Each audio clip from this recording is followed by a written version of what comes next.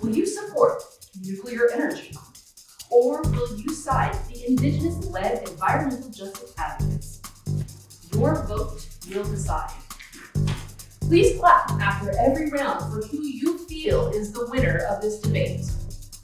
Nuclear versus a just transition. Fighters, shake hands.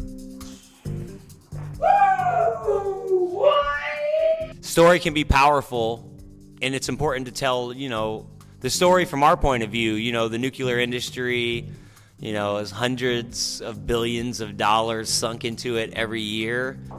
My fact checkers are reporting that nuclear waste does, in fact, spill from its containers. Fine. I mean, less than 0.1% of our containers leak.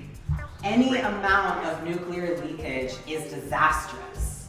The for-profit shareholder-owned monopolies like DTE, profit in the billions as well, and they keep thousands of people on staff to keep their stories going. So it's just important for us to be able to tell the stories from our perspective and our points of views and our experience for our communities and people we interact with.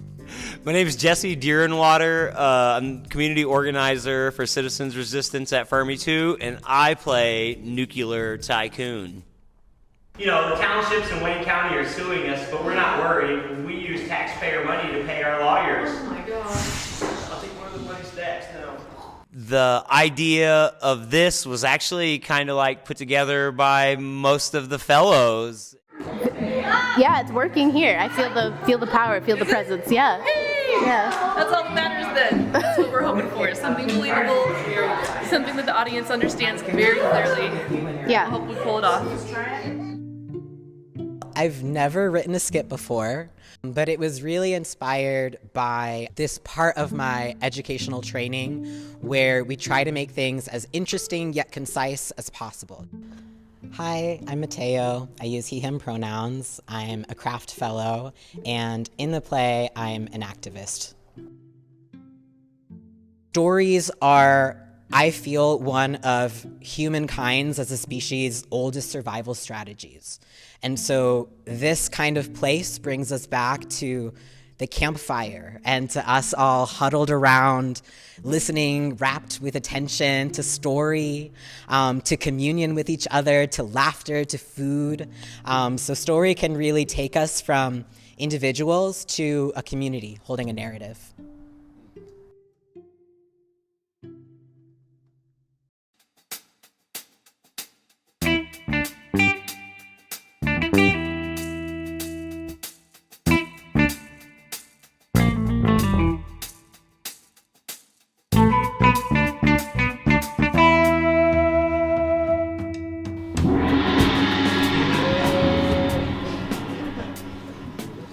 Advocates like DTE promise that nuclear energy is clean, effective, and reliable.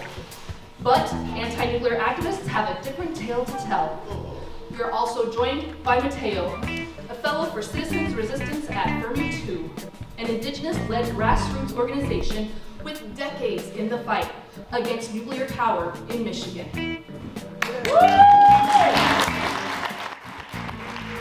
A lot of the nuclear jargon that gets told, that gets taught, that gets dispersed a lot of the time is so heavy-handed and kind of makes your eyes glaze over or roll back into your head.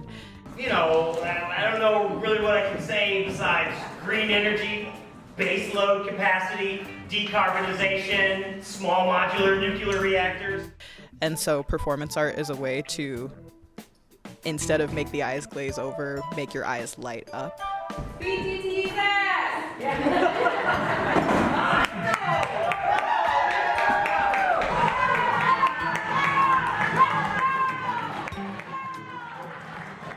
I didn't even know that this power plant, like Fermi 2, even existed. Yeah, I didn't know that I live in the Metro Detroit area for most of my life. And I also learned a lot about how much the waste is coming in from New York and from the Manhattan Project, and just how there's so many ongoing issues because of nuclear power, both Fermi 2, but also just throughout the country. I think this is an important part of public education. I think we got to get back to doing things like this where we get people's attention. So if you see a play like that, then maybe you'll go and begin to do some research about something that you heard when you was watching it. It's a shift. Instead of always educating or trying to educate reps or senators or government agencies or government people who are here and gone within a few years, as their election cycles, as election cycles happen and their terms end, people are here forever, communities are here. I don't know about forever, but people are definitely here for the long run. So are communities. This just feels really important. Ties with the community are what lift us.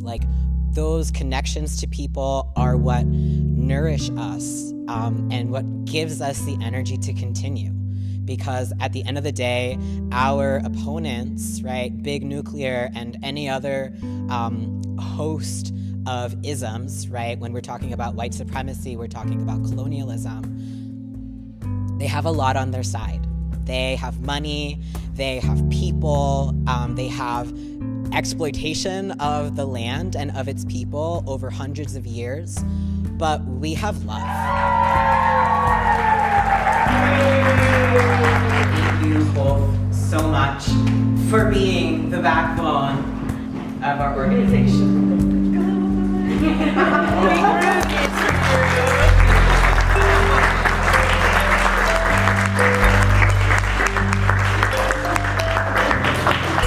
Even today, talk about how uranium stays in the ground for a reason. You don't take that very precious, that very dangerous element out of the ground because it has a job to do down there. And when you bring it up here, it's poisonous. It's going to kill us, right? The craft fellowship helped me to fortify that information and to be finally surrounded by other people because I was the outlier. I was the crazy one. Now I have a place where other people also get to be crazy.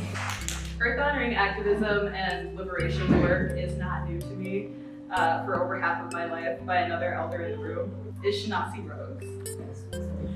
She raised me in this code of conduct for acknowledging that the health of the people and the health of the land are the same thing. They have always been the same thing.